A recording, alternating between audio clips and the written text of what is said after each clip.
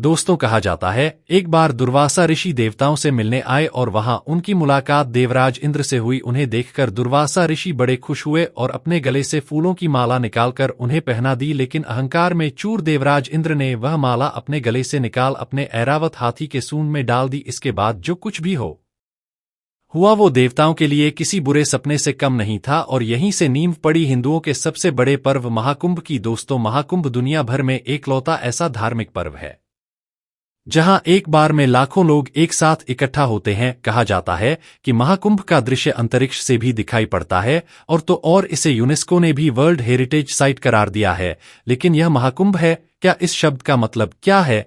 इसका दुर्वासा ऋषि और देवराज इंद्र से क्या ही संबंध है? क्या इसकी कहानी समुद्र मंथन से भी जुड़ी हुई है? तो आइए आज आपको बताता हूं महाकुंभ से जुड़ी हर वो बात जो आपको पता होनी चाहिए। दरअसल कुंभ शब्द का मतलब होता है घड़ा। इसे अगर धार्मिक नजरिए से देखें तो महाकुंभ का मतलब हुआ अमृत से भरा विशाल घड़ा। दोस्तों, इस पर्व को धूमधाम से मनाने के लिए भारत के 4 पवित्र जगह प्रयागराज, हरिद्वार, उज्जैन और नासिक में महाकुंभ का आयोजन किया जाता है और इस बार यह मेला उत्तर प्रदेश के प्रयागराज में लगने वाला है, जिसमें हिंदू धर्म के लोग काफी ज्यादा आस्था रखते हैं तथा देश विदेशों से लाखों श्रद्धालु इस मेले में हिस्सा लेने के लिए भी आते हैं। इसके पीछे एक मान्यता भी है कि यहां स्नान करने से लोगों के सारे पाप नष्ट हो जाते हैं और उन्हें मोक्ष की प्राप्ति होती है।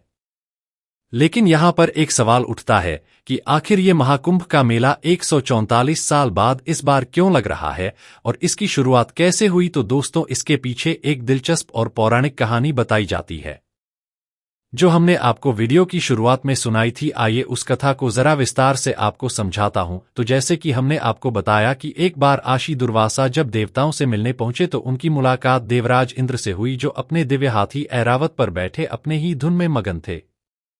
इंद्र को देख दुर्वासा ऋषि काफी खुश हुए और अपने गले से फूलों की एक माला निकालकर उन्हें पहना दी, लेकिन अहंकार में डूबे इंद्रदेव ने वह माला निकालकर अपने ऐरावत हाथी के सिर पर रख दी। अहंकार में चूर देवराज इंद्र को यह अंदाजा भी नहीं था कि उन्होंने कितनी बड़ी गलती कर दी है। ऐसे में अब यह गलती उन्हें और पूरे देवताओं को काफी ज्यादा भारी पड़ने वाली है, क्योंकि देवराज इंद्र का हाथी ऐरावत था तो आखिर एक जानवर ही उसे कहा पता था कि ऋषि दुर्वासा कौन है और इस माला की क्या अहमियत है। उसने यह माला अपनी सोच से पकड़कर नीचे फेंक दी और यही नहीं, उसे पैरों से कुचलने भी लगा। ऋषि दुर्वासा वहीं पर खड़े थे और यह सब उनकी नजरों के सामने हो रहा था, जिसे देखकर उन्हें काफी ज्यादा अपमानित महसूस हुआ और उनकी आंखों में क्रोध की ज्वाला धधक की। उन्होंने देवराज इंद्र को श्राप देते हुए कहा कि इंद्र, तुम देवताओं को बहुत अहंकार हो गया है। जहां मैं तुझे श्राप देता हूं कि जिसके अहंकार में चूर होकर तूने मेरा तिरस्कार किया है, तेरी सारी संपत्ति, ऐश्वर्य और साम्राज्य तुझसे छिन जाएगा। ऋषि दुर्वासा के शाप सुनकर इंद्र काफी भयभीत हो गए और उन्होंने राशि से माफ कर देने की गुहार भी लगाई, लेकिन रस्सी का यह श्राप बदला ही नहीं जा सकता था। फिर क्या ऐसी दुर्वासा के श्राप का असर जल्द ही देखने को मिलने लगा। श्राप की वजह से सभी देवता काफी कमजोर होते चले गए और इसका फायदा उठाया राक्षस ने। उन्होंने देवताओं पर आक्रमण कर दिया और स्वर्ग तथा देवलोक पर कब्जा भी कर लिया। अब परिस्थिति लगातार खराब होती हालत देख सभी देवताओं के बीच हड़कंप मच गया। अपना सब कुछ गंवा देने के डर से देवराज इंद्र सहित सभी देवता भागे भागे ब्रह्मा जी के पास पहुंचे और सारी कहानी उन्हें बताई, लेकिन ब्रह्मा जी को भी इसका कोई समाधान नजर नहीं आया। तब वह सभी देवताओं को साथ लेकर क्षीर सागर में आराम कर रहे भगवान विष्णु के पास पहुंचे, जहां उन्होंने विष्णु जी को ऋषि दुर्वासा का दिया श्राप तथा राक्षसों के आक्रमण की जानकारी दी। उनकी बातें सुनने के बाद विष्णु जी ने एक पल सोचा और फिर एक उपाय भी बताया। उन्होंने सभी देवताओं से कहा कि आप सब राक्षसों की मदद लें और इस क्षीर सागर का मंथन करें। इससे जो भी अमृत निकलेगा उसे ग्रहण करते ही आप सभी फिर से ताकतवर और अमर हो जाएंगे। भगवान विष्णु से यह सुनने के बाद देवताओं ने राहत की सांस ली और उनका आभार जताया। इसके बाद वो राक्षसों से मिले और समुद्र मंथन के बारे में बताया। राक्षस भी अमृत के लालच में समुद्र मंथन के लिए तैयार हो गए थे। फिर क्या था? भगवान विष्णु की आज्ञा के अनुसार मंदार पर्वत को मथनी बनाकर उस पर रस्सी के जैसे वासुकी नाग को लपेटा गया और समुद्र मंथन शुरू किया गया।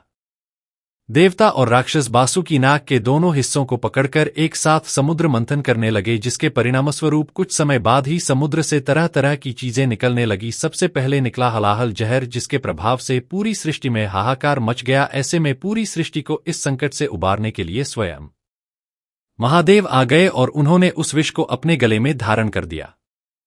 इस विष के प्रभाव से उनका कंठ नीला पड़ गया था, जिसके बाद वो नीलकंठ के नाम से भी जाने गए। अब हलाहल विष के निवारण के बाद मंथन दोबारा से शुरू किया गया, जिससे पहले सुरंगे गाय बह रही, इसके बाद उच्च श्राव घोड़ा, फिर वास्तु मणि, फिर लक्ष्मी जी और अंत में खुद आयुर्वेद के जनक माने जाने वाले भगवान मंत्री अमृत का कुंभ यानी कलश लेकर बाहर आए। राक्षसों ने जब अमृत कुंभ को देखा तो उन्होंने उसे छीनकर वहां से भाग निकलना चाहा। इसे लेकर देवताओं और राक्षसों के बीच तकरीबन 12 दिनों तक युद्ध चला। इस युद्ध के बीच मौका पाते ही इंद्र के पुत्र जयंत ने वह कुंभ लेकर भागना शुरू कर दिया। कहा जाता है कि उनके भागने के दौरान अमृत की कुछ बूंदें धरती के 4 जगहों पर नदी के किनारे गिरी, जिनमें प्रयागराज, हरिद्वार, उज्जैन और नासिक के नदी किनारे के लिए। तब से ही इन जगहों को काफी ज्यादा पवित्र माना जाने लगा और इसके बाद से ही यहां कुंभ मेले का आयोजन शुरू हो गया। इसके बाद की कहानी तो आप सबको पता ही होगी। दोस्तों, ये तो थी कुंभ मेले की उत्पत्ति की कहानी। आप समझते हैं कि कुंभ हर 12 साल के बाद ही क्यों आता है? इसका जवाब जानने के लिए हमें वापस से पीछे चलना होगा, जब देवताओं और राक्षसों के बीच युद्ध जारी था। देखिए, अमृत राक्षस और देवताओं दोनों के लिए बहुत जरूरी था और दोनों ही पक्ष इसे हर हाल में पाना चाहते थे। इस वजह से दोनों के बीच 12 दिन तक युद्ध चला। धार्मिक शास्त्रों के मुताबिक देवताओं का एक दिन हमारे 1 साल के बराबर होता है और यही वजह है कि हर 12 साल के बाद कुंभ मेले का आयोजन किया जाता है। माना जाता है कि हर 12 साल के बाद वह खास समय आता है जब प्रयागराज में त्रिवेणी संगम, हरिद्वार में गंगा नदी, उज्जैन में शिप्रा नदी और नासिक में गोदावरी नदी के किनारे अमृत रूपी शक्ति जागृत होती है। और यही वजह है कि इस दौरान देश विदेश से लाखों लोग यहां डुबकी लगाने आते हैं ताकि उन्हें मोक्ष की प्राप्ति हो सके। तो दोस्तों, अब हम यह भी जान चुके हैं कि कुंभ के मेले की उत्पत्ति कैसे हुई। आइए अब समझते हैं कि कुंभ कितने तरह के होते हैं। तो बता दें कि कुंभ कुल 4 तरह के होते हैं: कुंभ, अर्धकुंभ, पूर्ण कुंभ और महाकुंभ। कुंभ मेले का आयोजन हर 12 साल के बाद हरिद्वार, नासिक, उज्जैन और प्रयागराज में होता है। बारी बारी से चारों अलग अलग जगहों पर आयोजित किया जाता है।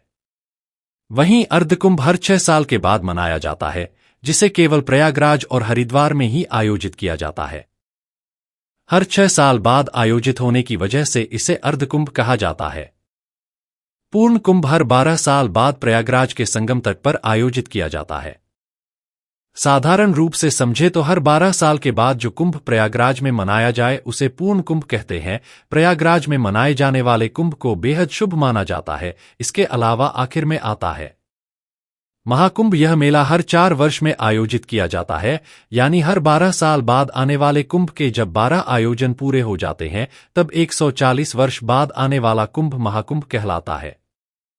यह महाकुंभ हमेशा प्रयागराज में ही आयोजित होता है। इस साल भी 13 जनवरी से प्रयागराज में महाकुंभ मेले का आयोजन होगा, जो 140 वर्षों के बाद आयोजित किया जा रहा है। यह महाकुंभ कुल 45 दिनों तक चलने वाला है, जो 26 फरवरी को महाशिवरात्रि के दिन समाप्त होगा। लेकिन अब सवाल उठता है कि महाकुंभ का आयोजन सिर्फ प्रयागराज में ही क्यों होता है? तो इसके पीछे कई मान्यताएं छिपी। प्रयागराज को धार्मिक दृष्टि से काफी ज्यादा महत्वपूर्ण माना जाता है। यहाँ गंगा, यमुना और सरस्वती नदी का संगम होता है, जिसे त्रिवेणी संगम के नाम से जाना जाता है। अब भले ही सरस्वती नदी से अंततः से विलुप्त हो गई है, लेकिन धरातल स्तर पर यह आज भी बहती है। इसके अलावा माना जाता है कि प्रयागराज कलयुग के समय को दर्शाता है कि इसके अंत में अभी कितना समय और बचाएं। इसीलिए मान्यता है कि जो भी यहाँ महाकुंभ के दौरान स्नान करता है उसके सभी पाप नष्ट हो जाते हैं और वह जीवन मरण के चक्र से छूट जाता है, जिससे उसे मोक्ष की प्राप्ति होती है। तो दोस्तों, ये थी पूरी जानकारी महाकुंभ की उत्पत्ति और उसके महत्व की। अब यह सिर्फ एक धार्मिक आयोजन नहीं है, बल्कि हमारी संस्कृति, आस्था और एकता का प्रतीक है। अगर आप इस अद्भुत आयोजन का हिस्सा बनने जा रहे हैं तो हमारी शुभकामनाएं आपके साथ है। अपने अनुभव हमारे साथ कमेंट्स में जरूर शेयर करें। वीडियो अगर पसंद आई हो तो इसे लाइक और शेयर करें और जाते जाते चैनल को सब्सक्राइब करना बिल्कुल न भूलें।